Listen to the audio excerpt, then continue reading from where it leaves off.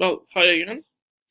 I will continue in this video basically on the topic monopoly and imperfect competition.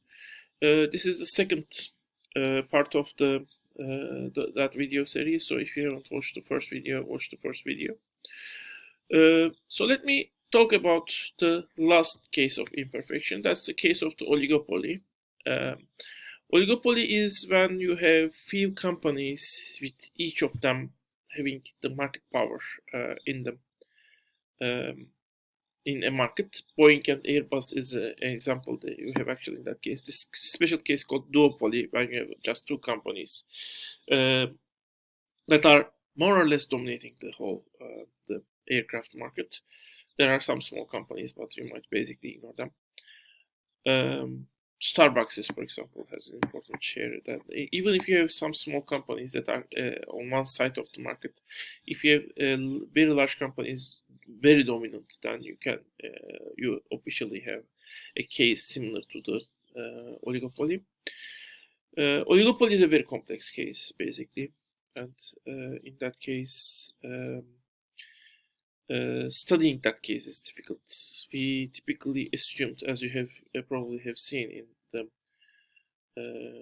in macroeconomics course, people are not acting strategically. They act as if the other people don't exist and they don't care what they were doing.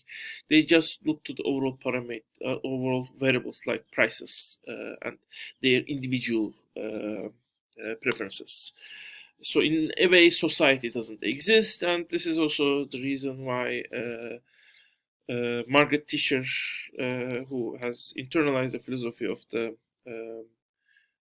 economics we see, has told that there is no society, there are just individuals who are trying to maximize their utility. This is something she has said in the 1980s. But here, when you have two companies or few companies with market power, at least the companies need to take into account what other companies are doing, and this makes it complex. And there is not unique way of studying oligopoly, and there is also not a particular obvious outcome of an oligopolistic market, which is why we don't have one model that is fitting the whole oligopoly model, like the perfect competition model. And in monopoly, we will also have one model fitting to the monopolies. And game theory is one tool we use to study the oligopolistic markets, but it can only find potential outcome of oligopolistic markets with specific conditions. So it cannot be extended to all oligopolistic markets. Originally I had a part on oligopoly, but due to the complaints of my students last year, I decided to take oligopoly out, and maybe this year is not a good time to add it back in. So I am leaving oligopoly part in this course. This is the only time when I speak on oligopoly. So let's move to the monopolies. So how can a monopoly continue to exist in the long run? The basic answer to it, according to the definitions language developed by the economics, is barriers. So something should be a barrier preventing other companies entering to the market. So if that's the case, in that case, so this is the mirror image. This is pretty much my right hand, by the way. So the main point is that there should be something that is preventing other companies from entering to the market. And those barriers can be natural or artificial. Here, nature doesn't mean the actual nature, the nature like the trees, things like that around. That's not the nature we are talking about. We are talking about when we are talking about economics, nature is economy. So the something within the economic system itself should basically prevent other companies entering to the market. That's when the barriers are natural. So what are artificial barriers? The basic examples are the patent rights or copyrights. If I have make a wonderful invention or write a book, I have written a book actually, but I have sold the copyrights to publisher company, so they are making profit out of it. I don't need profit. I just want my book to be published, and if it can be done, I wanted to have a name of a writer. But the copyright is one thing that doesn't allow any other person to copy that basic work. Patents are example. It can be also possible that you might have a certain monopoly of a location, for example, and no one has that location. So that might let you, for example, in Istanbul, there is a wonderful island called Kız Kulesi and the Maiden Island, and there you have one cafe, and that cafe obviously have a monopoly. If you want to eat there, you need to eat there, and they might use that location as a barrier to entry in terms of the service they provide, basically. All of these things are artificial barriers. As I said, your location is kind of something like something that given from you by the nature, but it's still an artificial barrier because nature, we are talking about this here, economy. So now, natural barrier, what is it? So what prevents companies to enter a market in economic sense? So it is pretty much the relation between the demand and the cost. So think about this. Let's say the lowest, let me open another graph, that's a better graph. Let's say, okay,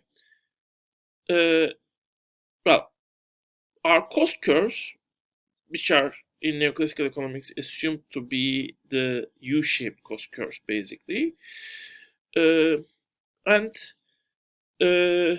basically dictate there's a certain amount of quantity here, 30 per hour, which minimizes the cost.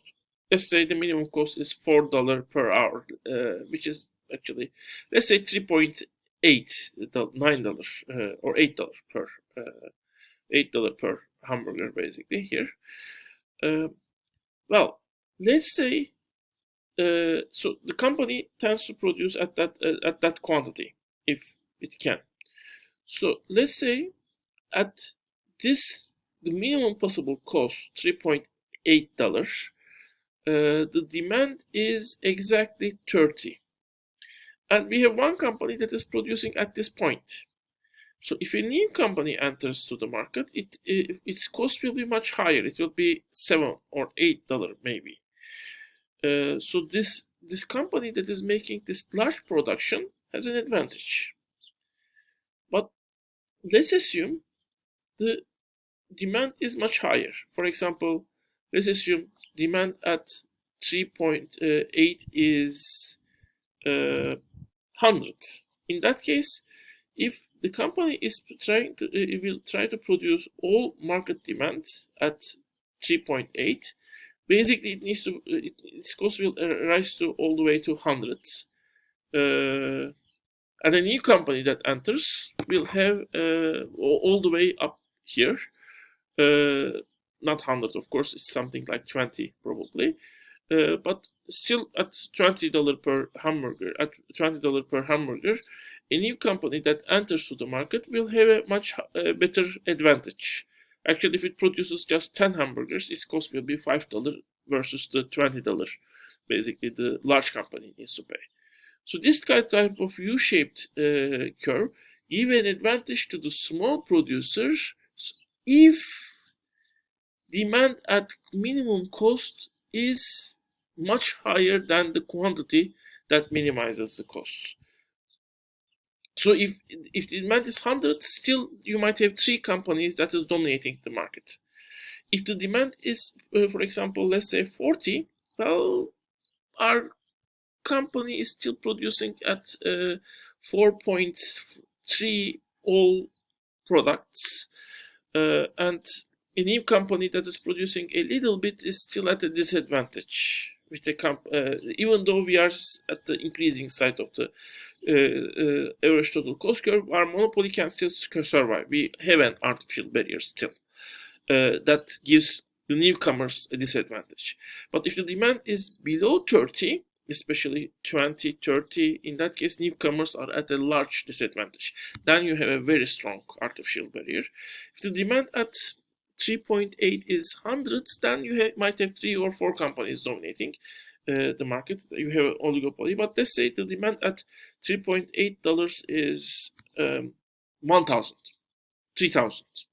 In that case, the cost structure and the demand basically creates a perfectly competitive market, or a market where you have a lot of producers, not 1 or 2 producers. So this is basically the logic of the artificial barrier. Artificial barriers exist when the cost structure and the demand basically gives disadvantage or prevents newcomers to enter to the market, gives the cost advantage to the large producers, not the small producers. And you might pretty much understand by looking to this curve, if this curve is continuously downward sloped, it doesn't have this slope, in that case, whatever the demand is, the large producers will always be at the advantage. That's why Marx thinks that all sectors basically had tendency of monopolization. That can go slowly. How this monopolization process takes place is another story. It doesn't need to happen at overnight. It can take years, sometimes tens of years. But ultimately, according to Marx, this will happen. While according to neoclassical economics, only some markets with special cost and demand structure have monopolies, and we have. I think you can see why this is the case for the neoclassical case. So we are at the 31st slide. Next, what we are doing to no, we are not at the 31st slide. We are at here basically. Next, what we are to do is we will basically see what is the outcome of a monopoly market, and for that we will do 3 things. We will first find the profit maximizing output, which is basically the output at which our company will produce, since this is only thing our company is caring for. Then we will make profit loss analysis. So at the profit maximizing output, what is the profit and loss of the monopoly? And lastly, we will discuss implications of the monopoly market outcome. But after that, after monopoly part, we have another part in this chapter basically. So that's the end of this section. In the next section, I will basically discuss the profit maximizing output level and profit loss analysis basically. So see you then.